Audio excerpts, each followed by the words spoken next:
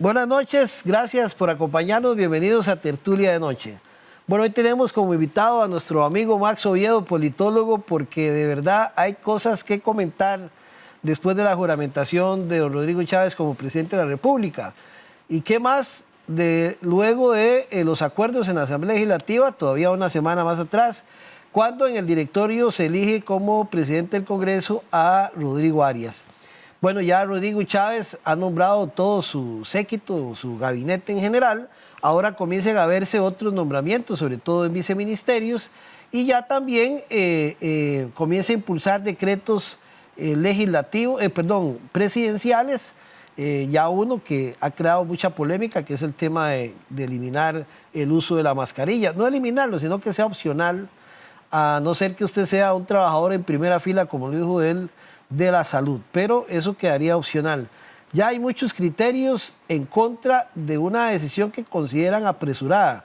Pues bien, otros están ahí en revisión, que también incluso parecen un poco apresurados sobre el tema de la reestructuración del MOP, todo el tema de la aplicación de las normas internacionales por parte del ICE, otros acuerdos que hay sobre el tema de medicamentos y también sobre eliminar o bajar el precio del arroz, que están ahí. Vamos a ver qué ocurre, pero bueno, de todo esto vamos a comenzar con Max, que nos acompaña esta noche, así que los invitamos para que se sienten ahí muy tranquilos y veamos esta expectativa que hay con respecto al nuevo gobierno. Max, gracias por acompañarnos. No, gracias a vos, Álvaro, gracias a los amigos y amigas que están desde sus hogares viéndonos y al personal de Canal 14 que nos permite llevar adelante esta conversación. Max, comencemos a hablar primero por la elección de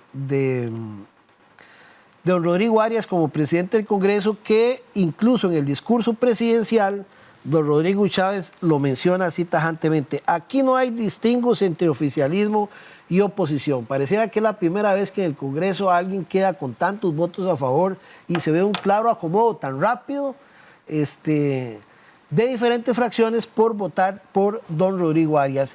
¿Qué podemos interpretar sobre eso? Bueno, Álvaro, yo creo que los amigos que nos han puesto atención en programas anteriores, claro, y es más, en el día de las elecciones, ya veníamos hablando de que en el Parlamento se estaba dando un bloque, que era el Parlamento más tirado hacia la derecha que Costa Rica ha tenido en los últimos gobiernos, ¿verdad? Claro. Tan es así que se dan el tupé de dejar por fuera al Frente Amplio completamente en el tema negociaciones. Cuenta el jefe de fracción, la jefa de fracción del Frente Amplio, que a ellos lo único que llegaron a decirles, mire, aquí está este acuerdo, ¿se monta en el barco o no se monta en el barco? Y que el Frente Amplio no está para eso, ¿verdad? Claro. Está para, pues, también definir algunas cosas. Entonces, ok, es un parlamento a la derecha, 100%.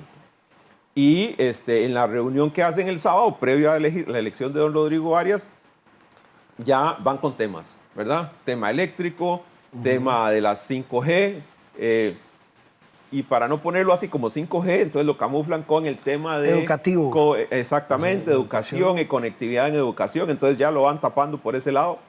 Y también van por reestructuración del Estado.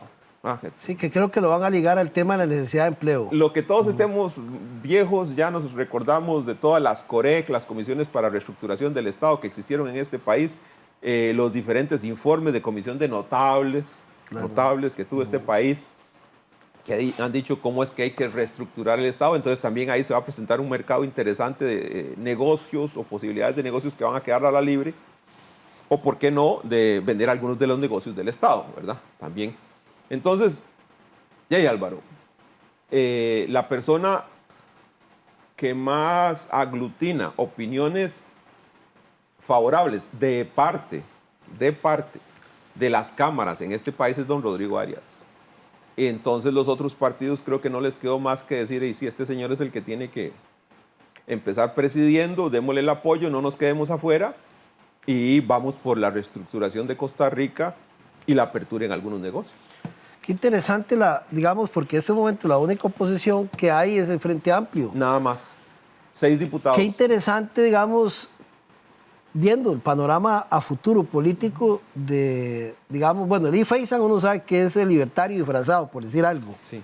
El otro es la unidad y el partido Fabricio. Sí. Y en la unidad Que Fabricio le da el apoyo a Figueres, pero ahora, según los estudios que salieron publicados en el semanario de Universidad, ellos son los responsables, junto con la unidad, del triunfo de Chávez. Exactamente, lo que hablamos Sí, en el claro, programa anterior. no ¿verdad? manda nada, digamos, como diría el finado don Demetrio Vizcaíno, ¿cómo se llama? Fabricio Alvarado. Él como figura sí tiene un gran peso entre los religiosos, pero fuera de ahí, Sí, olvídese. y lo siguen hasta el momento en que él sea candidato.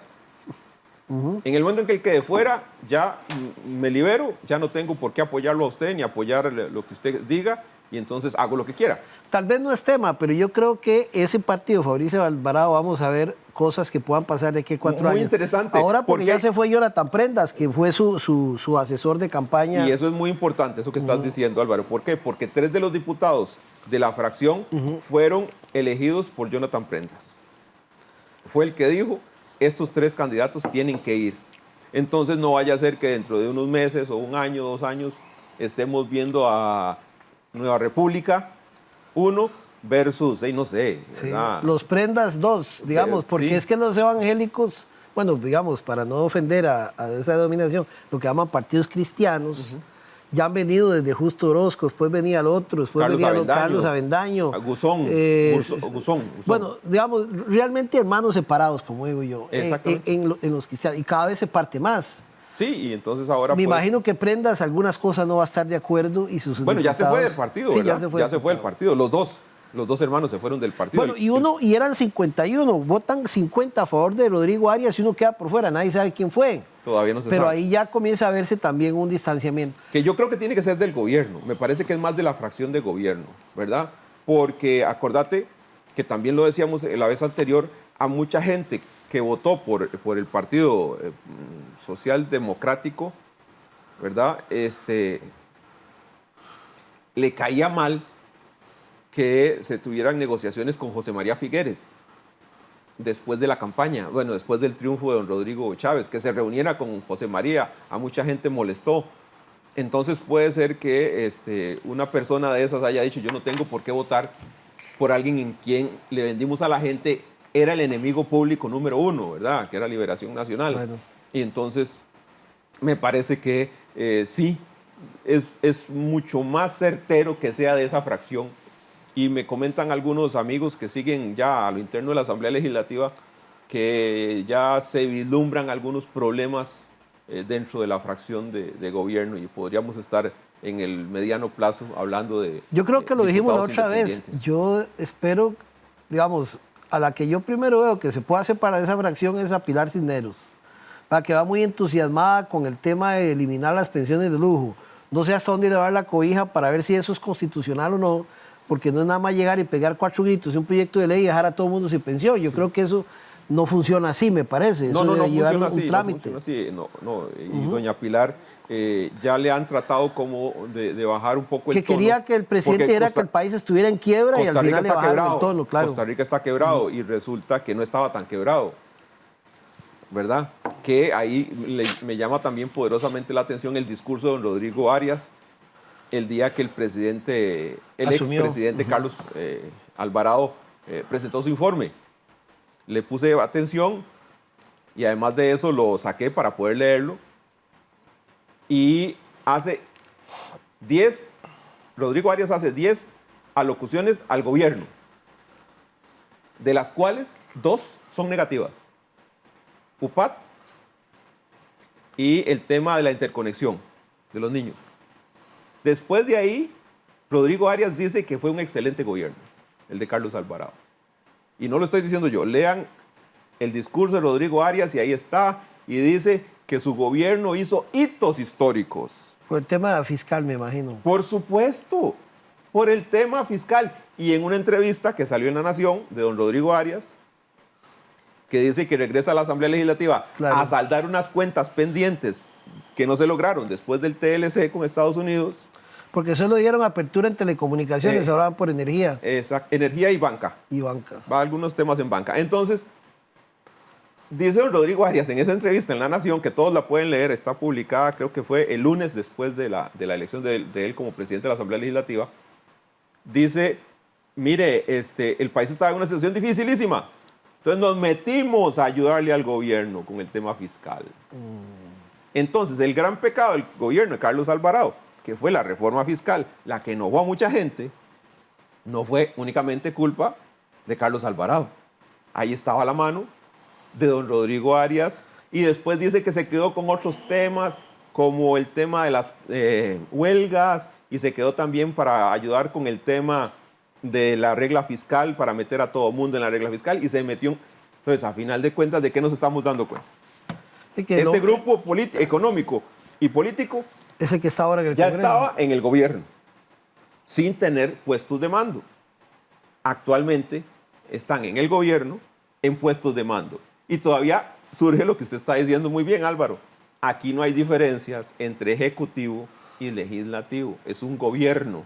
Entonces, aquí estamos hablando entre nosotros, aquí en la Asamblea Legislativa, y unos hermanos nuestros de pensamiento que están en el Poder Ejecutivo. Max, hay todo tipo de comentarios, se lo comento. Puede ser que sea descabellado, pero hay gente que dice que este asunto de Rodrigo Chávez ya venía planeado desde hace mucho tiempo, desde antes de que él fuera candidato a la presidencia. ¿Usted cree eso? ¿Es una teoría conspirativa de esas que se comentan en política? Yo no creo que estuviera tan planeado, porque el discurso del señor Chávez a veces, usted dice, aquí me está hablando de dos cosas contrapuestas o muy chocantes entre sí. Y ahorita te digo, ¿por qué? Yo lo dije y lo externamos aquí. Claro. Para ser ministro de Hacienda, mentira que Álvaro Chaverri, presidente de la República, puede decir, voy a sentarme en mi casa hoy a pensar a quién nombre ministro de Hacienda. Eso es falso en este país. A Álvaro Chaverri lo llaman los grupos, principalmente los banqueros, y le dicen, Álvaro Chaverri, el ministro o la ministra de Hacienda que usted tiene que poner es este o es esta. Así estuvo la ministra de Hacienda de Carlos Alvarado, la primera. Don Rocío Aguilar. Rocío Aguilar, que yo les decía a los amigos y amigas que nos ven, ganaba casi 11 millones de colones en su puesto, después de que fue contralora.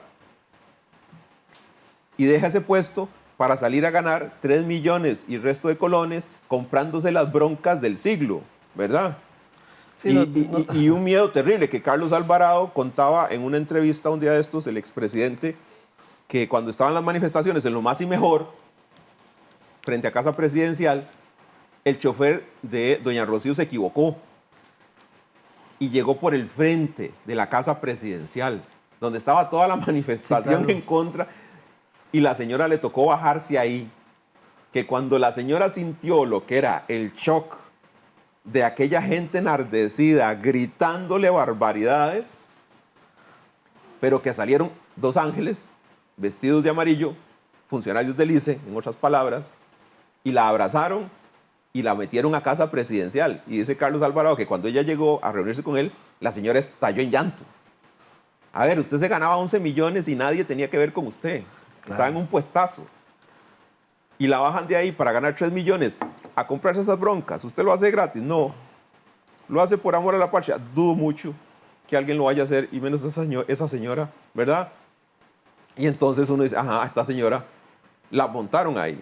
Entonces, a Rodrigo Chávez, yo siento que alguien tuvo que dar el beneplácito, ¿verdad? Sí, acuérdese que hay gente como Calixto Chávez, que ya tuvo alguna participación. Está Calixto, los hijos de Bernal Jiménez, claro. Estaba el señor André Garnier, que era el asesor, la mano derecha de Carlos Alvarado, que son grupos económicos poderosos de este país, ¿verdad? Pero no hay que ir, digamos, muy largo. Yo creo que ese discurso de que me llegaron 8,000 currículums, y eso fue lo que elegí, para elegir incluso a gente que ha sido cuestionada, ¿verdad? Entre esos el mismo Gerald Campos, que fue director del OIJ, y que los sindicatos dijeron vamos a estar pendientes. Nogui Acosta, que ya estuvo en el Ministerio de Hacienda. Y que salió porque cuando estaba con la reforma fiscal le sacaron, claro, que una empresa de la familia de él no había pagado impuestos y que debía la caja, etcétera, etcétera. Él salió diciendo que no era situación que él manejara. Claro. Y lo comprendo, creo que puede ser cierto, ¿verdad? Sí, sí, y otro tipo de gente uno no cree el discurso. Cuando usted escucha el apellido Tovar, claro, ¿se acuerda? Tovar Faja. De Tovar, exacto. El ministro de Relaciones Exteriores en el gobierno de Miguel Ángel, creo. Y en el de José María Figueres, ¿verdad? Cuando usted oye Tattenbach, y se recuerda a Cristian Tattenbach Iglesias. Álvaro Ramos, que fue ministro de Seguridad. ¿Estás oyendo?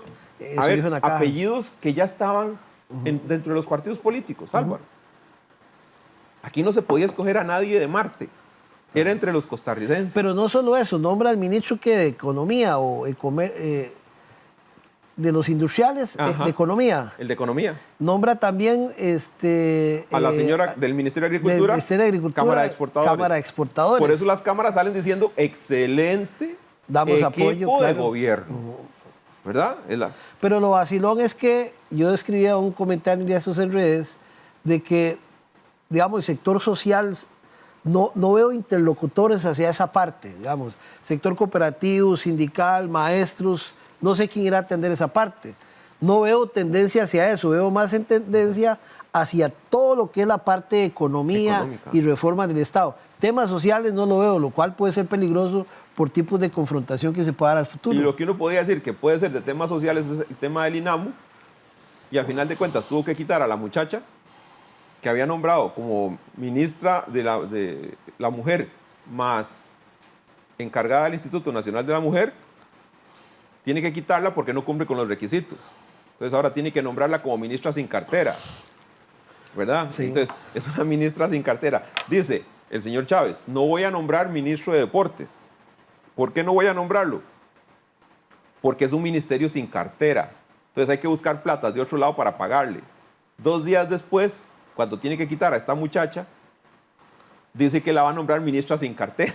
Entonces uno dice, ok, ¿cuál es aquí el juego? El juego y cuál es la importancia entonces del tema social, ¿verdad? Claro. Porque estás nombrando una ministra sin cartera, que es una persona que de vez en cuando va a llegar ahí a casa presidencial, a los consejos de gobierno, pero que en realidad no va a tener un peso. Hablemos un poco del discurso de Chávez, muy centrado en el tema, aquí se acabaron los monopolios privados. ¿Qué significado tiene eso? Ese es lo que te decía anteriormente. El señor como que nos da dos historias diferentes. Por un lado nos dice, lo que estás diciendo, vamos en contra de todo lo que se ha venido haciendo en los gobiernos anteriores, vamos en contra de los grupos que siempre se han visto favorecidos con las políticas públicas, aquí nadie se va a hacer dueño de absolutamente nada. Y usted dice, ok, parece que es un discurso bastante interesante. Pero inmediatamente te pones a lo que decíamos anteriormente, ¿quién está detrás del señor? Y nos damos cuenta que están grupos económicos poderosos que estaban en otros partidos políticos que ahora están en este partido político. Entonces, no entiende uno cuál es la lógica del discurso, ¿verdad? ¿O es un discurso? Los voy a sacar a todos, pero aquí los tengo a la par mía. Entonces, ¿los vas a sacar o no los vas a sacar? Van a ser gente que va a estar ahí siempre tomando las decisiones o diciendo cuáles decisiones se tienen que tomar en este país. Y cuando se habla de reestructuración del Estado, primordialmente se habla de eso. Porque habla de monopolios privados, pero no dice públicos. El que va con esa idea es Rodrigo Arias, que ya me imagino que está conversado con él, por supuesto, pero... Sí, pero volvemos a lo mismo. Él tiene a gente de ese mismo pensamiento de Rodrigo Arias metido en su gobierno. Claro. Entonces, creo que sí, podría quedarse más en un tema de discurso, ¿verdad? Ustedes quieren oír esto, se los voy a seguir diciendo. Esto es lo que ustedes quieren oír. Lo interesante sería ver cuáles son esos monopolios privados. No sé si tiene que ver con los mismos decretos del arroz de la banca, digamos, sí, o tiene que ver con el de los medicamentos, que lo ha atacado mucho. Sí, ha sido fuerte con la banca, ¿verdad? O los agroquímicos. Ha sido fuerte, sí, ha sido bastante fuerte con la banca, ha sido bastante fuerte con los agroquímicos. Y el tema del arroz, que a final de cuentas no es un monopolio, pero es una figura muy extraña, ¿verdad? Que se maneja ahí en el tema del arroz. Y aquí me viene a la memoria algo que también comentamos en su momento hace ya bastante tiempo en un programa que yo venía a hablar y que estuvimos hablando sobre el tema de la OCDE. Correcto. ¿Verdad?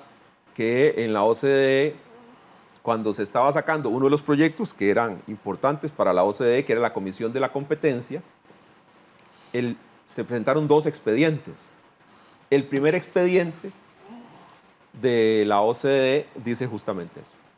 Costa Rica tiene que romper con los monopolios, tiene que quitar todas las excepciones que existen, primordialmente en el tema energético y en el tema de alimentos. O sea, usted de una vez dice, ok, las cooperativas eléctricas y Dos Pinos. De eso están hablando. Claro, cuando alguien leyó el proyecto de ley y vio que esa idea la pusieron ahí, la sacaron mandaron el expediente, lo mandaron a archivo rápido y volvieron a presentar el mismo expediente, pero ya sin esa frase. Lo único que le hacía falta al expediente era ese párrafo. Yo en algún momento conseguí los 2 expedientes para leerlos y era lo único que le faltaba. Entonces ya sabe uno, ok, las órdenes aquí las está dando alguien desde afuera, ¿verdad? Y la OCDE se va a convertir en la excusa para romper algunos monopolios. Claro. No, y otro,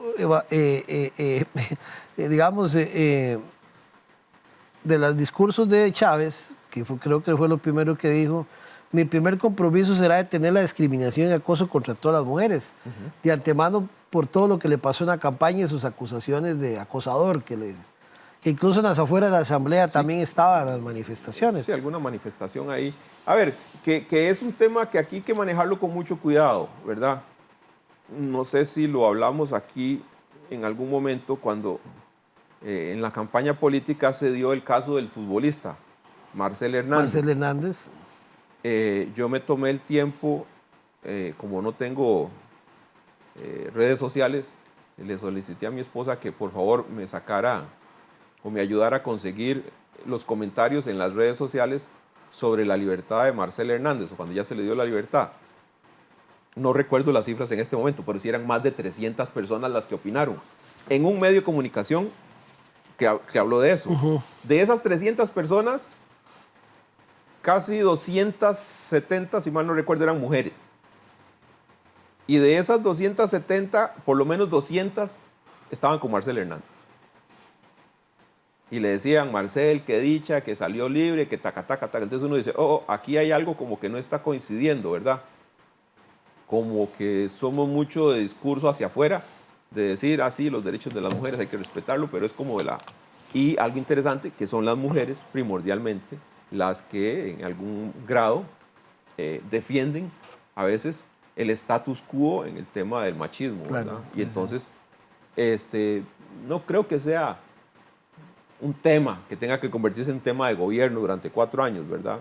Y las que se manifiestan son primordialmente muchachas de universidad, Sí. con Igual, algunos estudios. igual que el tema de los derechos humanos, que alguien decía que solo se recalcó el hecho de que le dijera a los del LGTBI prácticamente que tranquilos, que él no iba a haber ningún retroceso en ese sentido. Exactamente, no fue. A ver, es que a mí lo que me llamó la atención del discurso es que todo era yo, ¿verdad?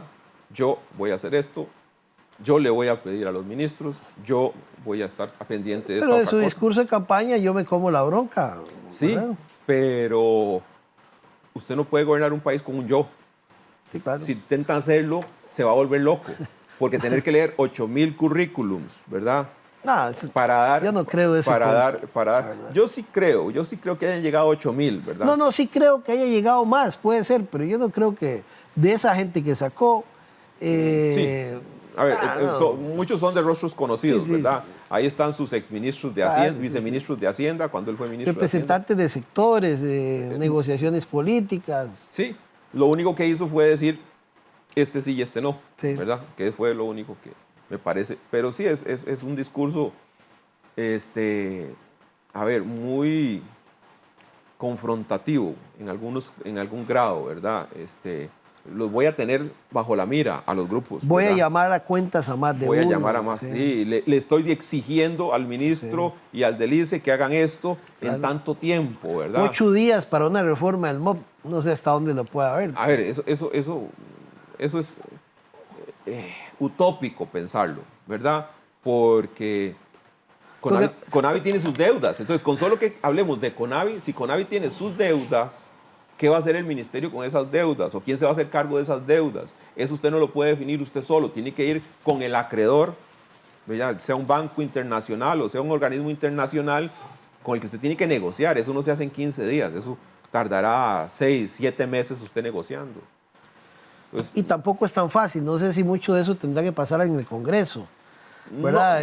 Tal vez los cierres sí, por los que fueron creados por ley, ¿verdad? Los organismos que fueron creados por ley, que son en su mayoría, eso sí tiene que pasar por la Asamblea Legislativa, no puede ser el presidente el que diga. Y también, el tiempo corre, ¿verdad? Sí. Y entonces ya se nos viene la campaña política de alcaldes. Sí, yo creo que hay mucha expectativa. Me parece a mí que él va a querer, digamos, mostrar ese hombre fuerte y que toma decisiones y que yo me como la bronca por lo menos en estos 100 primeros días. Sí, pero lo está haciendo mal, ¿verdad? Porque Ahí ve visto el tema de los decretos, sí, ¿verdad? claro. Sí, el tema de los decretos. El del arroz no ha salido, ya llevamos... Que hasta a su apellido lo escribieron mal. Exactamente, ya tenemos 3 días y no ha salido el decreto del arroz que salía el 8 de mayo. Dijo él, bueno, el 9 de mayo salía y no ha salido. Tampoco el de los medicamentos. Tampoco el de los medicamentos. Ni los el de las agroquímicos. mascarillas No. y las vacunas de COVID-19 está en revisión. Ya, a ver, se plantea por algunos que va a salir ya no que todo el mundo sin mascarillas, sino que tal vez en algunas cosas sí vamos a poner mascarilla y en otras no. Porque eso es, a ver, eso no se hace. Y Sí. en política no puedes dar esos tiempos definidos. Pero además hay cosas que tienen que respetar de comisiones de salud y eso, Ajá. que según entiendo, si no se respetan, puede ser incluso Sí. una violación penal. Sí, bastante fuerte para él. Y entonces eso es lo que menos le sirve. Tener que lidiar con los problemas del Ejecutivo más tener que comprarse broncas con juicios que se le van a caer y que otra vez el Ministerio Público allanando casa presidencial. Y eso no deja de ser bueno, ¿verdad? Bueno, vamos a hacer una pausa comercial y cuando regresemos también vamos a hablar del supuesto plan para eliminar 15 órganos desconcentrados del gobierno. Ahí vamos a mencionar algunos para ver qué tan factible hay con ese tema de reforma del Estado que se plantea por lo menos para este gobierno. Ya regresamos, estamos hablando con el politólogo Max Oviedo aquí en Tertulia de Noche.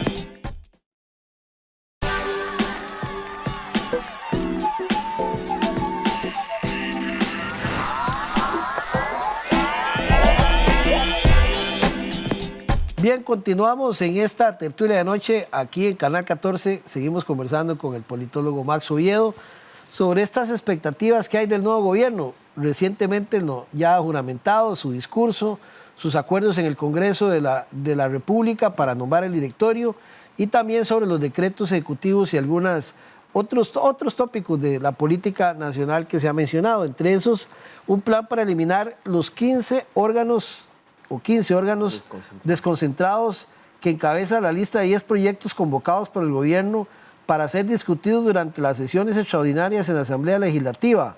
Es la primera convocatoria de proyectos que realiza la administración Chávez Robles. La lista de proyectos se firmó la tarde del domingo en el Consejo de Gobierno, realizado tras el traspaso de poderes. Según la jefe de fracción del Partido de Progreso Social, Pilar Cisneros, dijo que se trata de proyectos nuevos y propios y 8 que fueron solicitados por los legisladores de oposición. Vamos a ver, vamos a leer algunos. Reforma al Código de Trabajo para actualizar jornadas de trabajo excepcionales. Reforma general a la ley de aduanas, agregar un párrafo a la Constitución política, pero también habla, digamos, de suprimir, ¿verdad?, esos órganos desconcentrados. Y voy a mencionar que está el Consejo Técnico de Asistencia Médico-Social, Consejo Interinstitucional de Atención a las Madres Adolescentes, Consejo Nacional de Investigación en Salud, Oficina de Cooperación Internacional de la Salud, Auditoría General de Servicios de Salud, Sistema Nacional de Educación Musical, el CINEN, ¿verdad? Que aquí tenemos CINEN, eso se diría también, Junta Administrativa y Dirección General de Migración y Extranjería, Órgano de Normalización Técnica, Dirección General del Archivo Nacional, Centro Histórico de la Reforma Agraria de Costa Rica y el Parque Temático, Casa de la Cultura de Punta Arenas, Parque Marino del Pacífico. Tan bonito que es ese parque, es bastante bonito, que le trae mucho turista a Punta Arenas.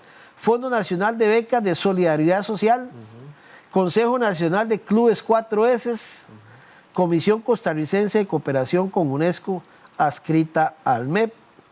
Y sobre el proyecto relacionado con la corrupción, el Poder Ejecutivo justifica su convocatoria indicando que se pretende incluir un inciso en el artículo 22 del Código Procesal Penal que permita facilitar la persecución y sanción de los delitos relacionados con formas de corrupción que atentan contra la institucionalidad costarricense. Se pretende que quien denuncie no sea perseguido y por el contrario se impulse la figura de testigo de la corona. Además, se agregará un párrafo para castigar a quien conocía de un caso de corrupción y no la denunció. ¿Cómo es todo esto? Bueno, lo de los consejos, en realidad son consejos muy pequeños y que no tienen en realidad un peso. A mí me parece que lo del CINEN, a mí no me parece lo del CINEN. Sí, sí. Me parece que el tema del arte en este país es necesario. Sí, lo que pasa es que no es desaparecer los CINEM, es el consejo como el consejo director de los CINEM, ¿verdad? Sí. Son órganos desconcentrados, justamente. Habría que ver si eso perjudica o no. Sí, y uno esperaría que se le estén trasladando las responsabilidades de ese consejo a alguien más. Pero no lo establece. A ver, otro problema que existe, Álvaro. Igual que los clubes 4S. Sí, pero... Digamos, si fuera que dijera, bueno, habría que ver cuando ya se presente. Sí, en realidad, financieramente, escuché a un ex viceministro de Hacienda diciendo que financieramente no significan nada. Mucha plata. Nada, absolutamente. En recursos económicos no significan absolutamente nada. O sea, por plata no es. Por plata no es. Okay. A veces esos órganos sí quitan tiempo a algunas personas o las distraen de funciones que tienen que hacer. Lo que pasa es eso, como no se conoce el texto, porque también esa es otra torpeza que se ha cometido. La Asamblea Legislativa, el domingo se eligió el presidente, seguramente el lunes reuniones de fracción y algunas otras cosas allá a lo interno, pero el presidente tiene que nombrar las comisiones. Entonces, para nombrar comisiones, los jefes de fracción tienen que mandarle los nombres. Fulanito de tal diputado quiere estar en la comisión esta, este otro quiere estar en esta comisión, este otro quiere estar en esta comisión. Y el presidente tiene que sentarse y decir, ok, esa comisión es de 9, ahí vamos a nombrar a 3 de Liberación, 2 de la Unidad, 2 del Partido de Gobierno. Yo pensé que eso lo definía la Asamblea. El presidente de la Asamblea Legislativa es el que lo define. Entonces, a ver, eso se toma una semana, por lo menos, o 2. Sí, no es tan rápido. No es tan rápido. Eso quiere decir que don Rodrigo Arias todavía está en esa mecánica. Ese proyecto de ley fue redactado y presentado a la Secretaría del Directorio, pero tampoco es que por ser presentado, el presidente tiene que llegar la comunicación al presidente de la Asamblea Legislativa y decir, ok, este es un proyecto de temática de gobierno, va para la Comisión de Gobierno y Administración, o es de Economía, entonces va para la Comisión de Asuntos Económicos, o es de Hacendarios y va para la Comisión de Hacendarios. En eso el presidente también se tarda su tiempo, 1 a 2 semanas también en eso. Pues, ese proyecto de ley no existe, en otras palabras, en este momento. Es como una intención. Está intención. presentado, es una intención.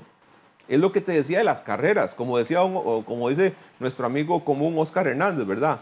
Las carreras son buenas únicamente para los malos toreros y los ladrones. Son los únicos que les sirve correr. Al resto de gente no les sirve correr. Y los caballos. Entonces, a ver, no había que correr tanto. También deja otra cosa, porque de los proyectos que leíste, hablando con algunas personas me decían, mira, Max, son proyectos que algunos no han sido ni tan siquiera puestos a despacho por los diputados. Entonces son proyectos de ley también que se puede decir, en este momento no se pueden discutir. Las comisiones no están también para que los discutan. Y entonces uno dice también, ¿qué hizo el gobierno en este mes? Ok, había que escoger ministros, sí, yo lo entiendo. Pero también usted tiene que poner a su gente a pensar en estos temas. ¿Cuáles proyectos de ley vamos a presentar o vamos a pedir que se convoquen? Y nosotros, a ver, hagamos el estudio. Hagamos un estudio verdadero. Una reforma constitucional. Esa reforma constitucional, ¿en qué día de reformas constitucionales? Porque son 4 días de reformas constitucionales. Tienen que leerse en 4 periodos diferentes. Se leyó en un periodo ya, no se ha leído nada. En esto sí están demostrando un manejo muy torpe de la agenda legislativa, lo que también le extraña a uno porque la señora ministra de la presidencia fue diputada, ¿verdad? Sí. Y debería tener más el manejo más claro de toda esta temática. O sencillamente, algo que ella se convirtió en algo que dijo Rodrigo Arias ayer, que espera que no se convierta esta señora, Natalia Díaz, en una mandadera. o recadera, sino que él espera que la señora le permitan manejar sus temas para poder negociar en la Asamblea Legislativa. Sí. Porque si la señora es sencillamente la que hace las cartas y las manda a la Asamblea Legislativa, a ver, perdón, ya y así el gobierno no puede funcionar. Max, ese es un tema de la interlocución política entre el Poder Ejecutivo y el Legislativo, que bueno, básicamente en lo que yo entiendo un poco en los tiempos de la política, me parece que Rolando Laclé y Rodrigo Arias han sido los mejores negociadores por los temas de confianza, tal vez, digamos, desde el Ministerio de la Presidencia. No sé si habrá otro que haya sido, digamos, de ese calibre, pero sí hemos visto mucha torpeza, ¿verdad?, entre las relaciones del Ejecutivo y esa interlocución con el Legislativo. Sí. No sé si la personalidad del presidente, ¿verdad?, que pareciera que es una personalidad muy yoísta y muy fuerte, le permitirá lo que dice Rodrigo de Natalia Díaz, que ella pueda ser, digamos, una persona que maneje su propia agenda y su propio carácter en una negociación política y no sea alguien que el presidente sencillamente la tenga ahí para decirle, vea, vaya entonces el brazo a fulano y a fulano. Entonces, no sé, porque Rodrigo Arias no es ningún tonto. Tiene 2 administraciones como un negociador político, bueno, conoce la política más que el presidente propio y la misma Natalia. Es que yo me imagino que él tiene sus expectativas para poder lograr ese entendimiento y que esa reforma que ellos pretenden hacer, o desde el Congreso, manejar bien las cosas, pueda fluir de una mejor manera para que no haya esas interlocuciones que siempre hay entre Ejecutivo y Legislativo. A ver, 2 cosas. Rodrigo Arias fue, por decirlo así, el primer ministro. Exacto, en Costa sí. Rica en 2 gobiernos, ¿verdad? Sí, porque su hermano, Óscar Arias era el rey. Óscar Arias, él dijo que a él le gustaba mucho la figura del primer ministro. Claro. Y por supuesto, entonces pone a su hermano, que es de entera confianza, y le dice, no, hagas este cargo. De por sí, el que se ha encargado siempre de los negocios de la familia Arias es don Rodrigo Arias, ¿verdad? No es don Óscar Arias. Él es el que ha manejado todo dentro de esa familia. Pero por otro lado, en la segunda presentación de ministros que hace el presidente Chávez, algún periodista le hace la pregunta, no se escucha bien, pero él se dice, aquí somos un equipo, aquí ningún ministro lleva su propia agenda.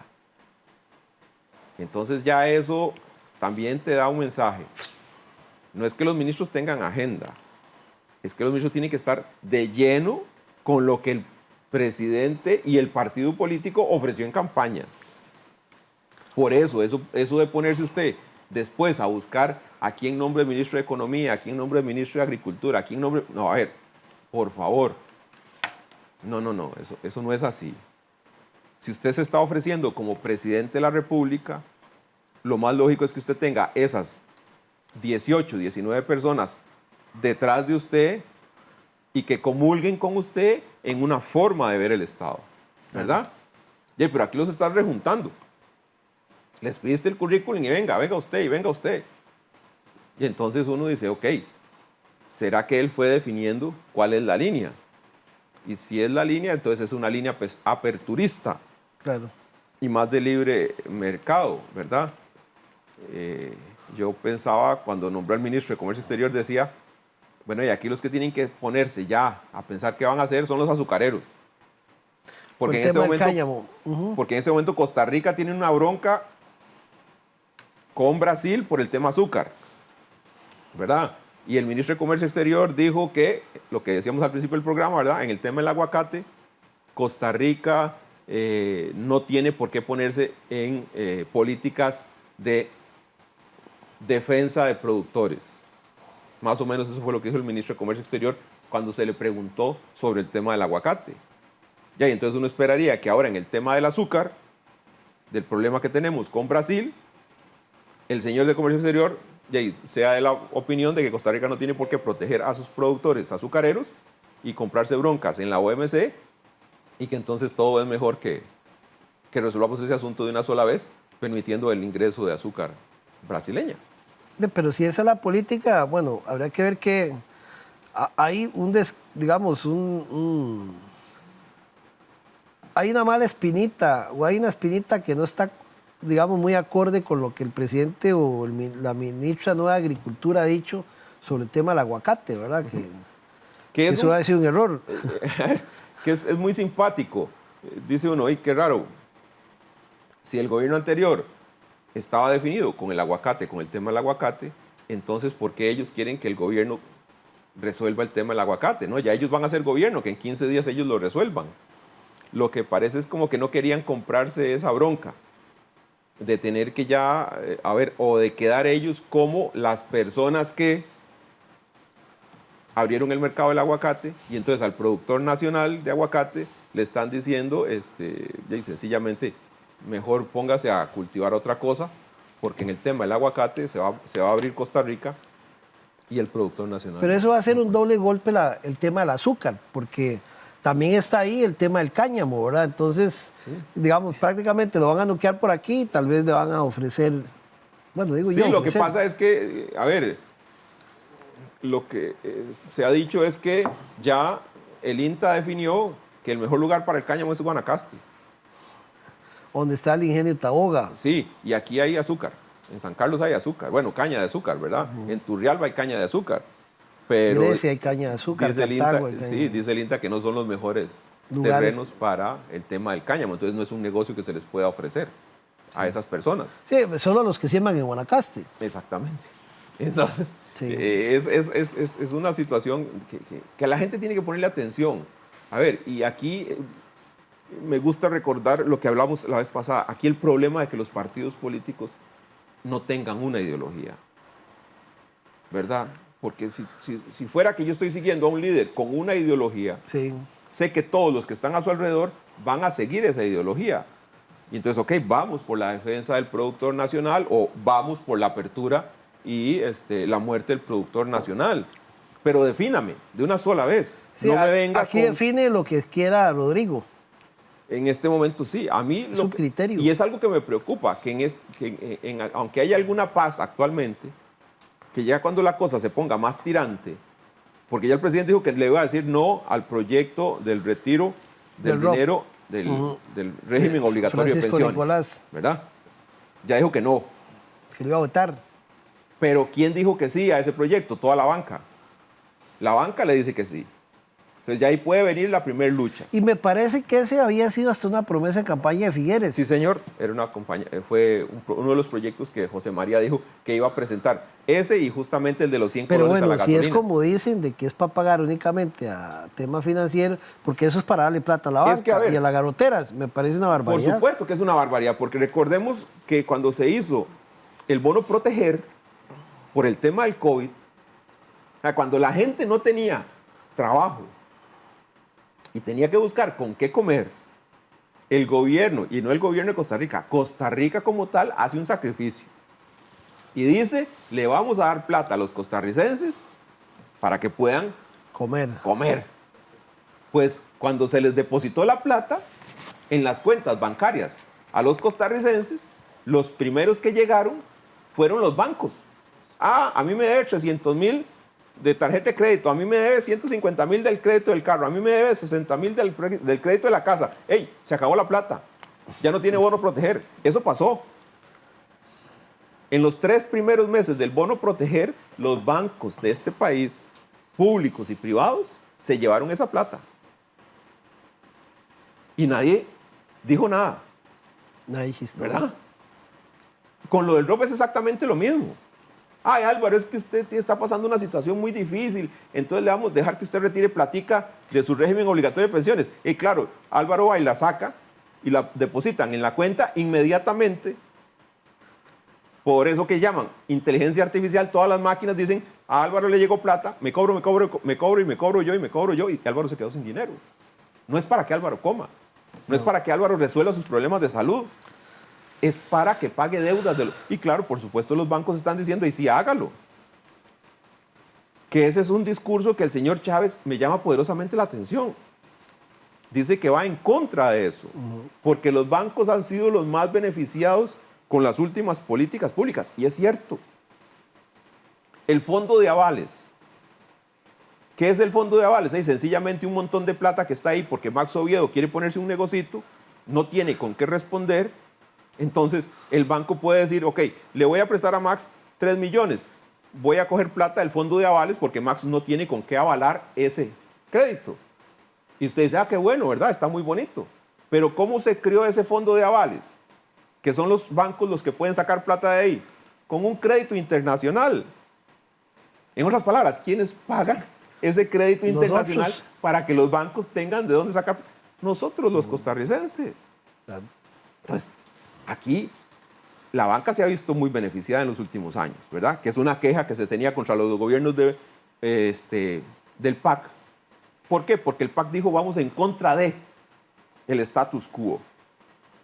Y Luis Guillermo Solís lo único que hizo fue hacer aquella conferencia de prensa en el Teatro Melico Salazar, si mal no recuerdo, diciendo, no aparecen 150 carros. Uno 1957, un carro viejísimo que no está. Eso fue todo lo que en el gobierno de Luis Guillermo Solís se hizo como promesa al costarricense, que se había dicho, vamos en contra de la corrupción, vamos en contra de los grupos que han manejado este país, y una decepción total. En el de Carlos Alvarado, le toca lidiar con una situación financiera horrible, ¿verdad? Hace su mejor esfuerzo, pero eso no era lo que el costarricense quería. Ok, yo pago impuestos, pero ponga a pagar impuestos también a la gente que tiene más recursos económicos. Y lo primero que pasa es, no, paga todo el mundo, pero los que tienen recursos económicos no pagan. Claro. Los bancos siguen haciendo lo que quieran. Y la gente, bueno, lo que también se conoce, Costa Rica es el país más desigual, el quinto país más desigual de Latinoamérica.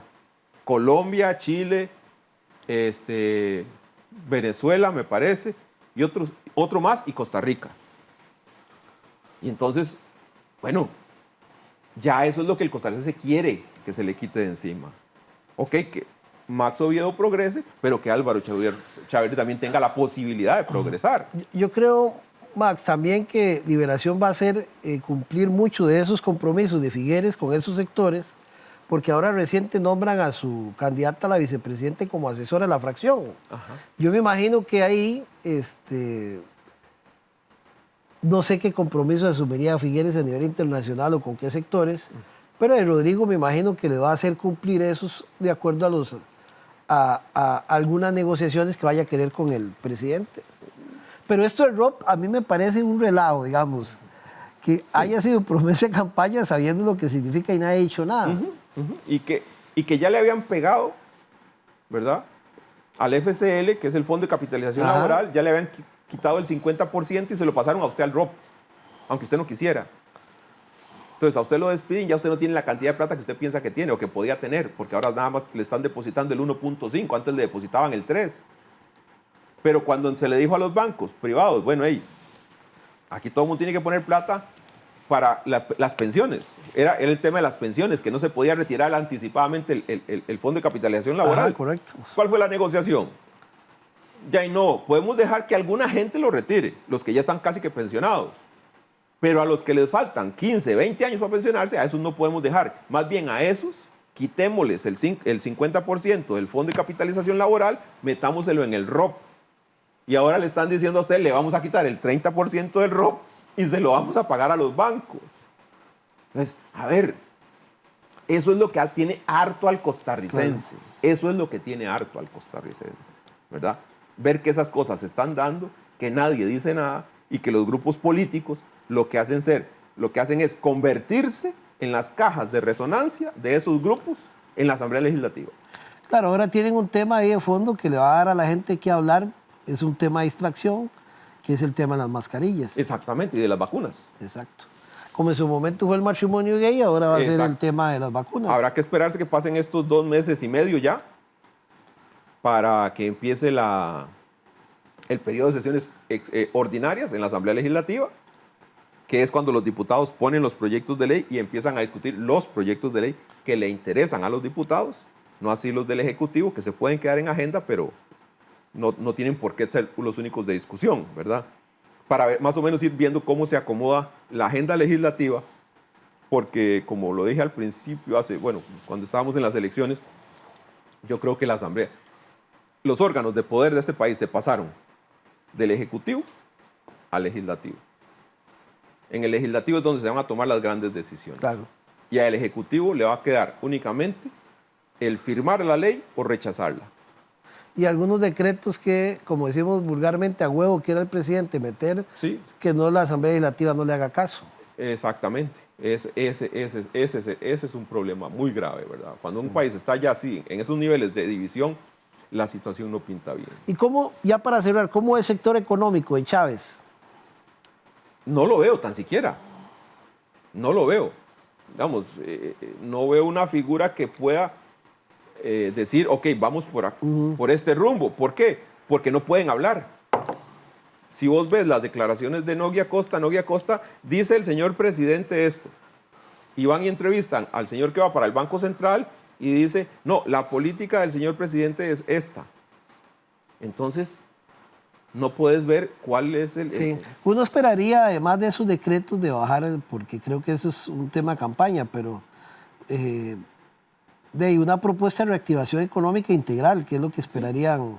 No que comience a favorecer por acuerdos a ciertos grupos. Sí, a ver, y otra cosa que puede pasar, el tema de los medicamentos. Ok, vamos a bajar, ¿cómo hicieron para bajar los medicamentos? Que se equiparen con todos los medicamentos a nivel mundial. ¿Usted tiene los contactos para mandar a traer una pastilla sustituta de la aspirina, Álvaro? Yo no tengo el contacto, ¿verdad? Y habría que ver cuánto es el rebajo. No, el rebajo supongo que sí puede ser fuerte, pero ¿quién tiene los contactos? ¿Quién conoce a la persona en el extranjero que es el que vende los productos? Eso. Y seguramente los mismos señores que son los que importan los medicamentos actualmente. Macaya y su combo. Podrían ser. Sí, sí, es complejo, Max. Pero bueno, yo creo que la gente, a pesar de todo, está muy esperanzada de lo que pueda hacer Chávez por la cantidad de gente que votó por él. Sí, pero es que tampoco es tanta gente, Álvaro. Recordad que el señor pasa únicamente a la segunda ronda con un 15% de los votos, ¿verdad? Que en la segunda mucha gente vote por él, no vota por él. Vota en contra de. Vota en contra de, ¿verdad? Lo mismo que le pasó a Carlos Alvarado. Entonces, sí, como yo no confío en Rodrigo Chávez, ya me doy la libertad de empezar a hablar mal de Rodrigo Chávez. Y casi que no lo dejo ni hacer las primeras de tanteo, ¿verdad? ¿Qué es lo que está ocurriendo? Esto de las mascarillas y las inyecciones, perdón, de las vacunas me parece una barbaridad. Los medios de prensa lo que tienen que hacer es que sencillamente esperar a que salga el decreto. Eso es lo que sale yo creo. Publicado en la Gaceta, usted lo lee y dice, esto es una barbaridad, sí, y va y pregunta. Exacto. ¿Cómo vas a preguntar de algo que todavía ni es decreto? Porque ni ha salido. Totalmente de acuerdo.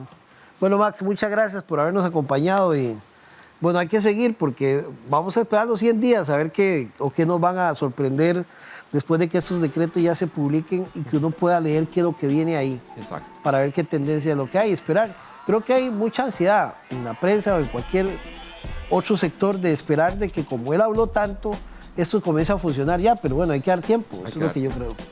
Muchas gracias por habernos acompañado, nos vemos la próxima semana aquí en Canal 14 en otro espacio más de Tertulia Anoche. Nos vemos, chao.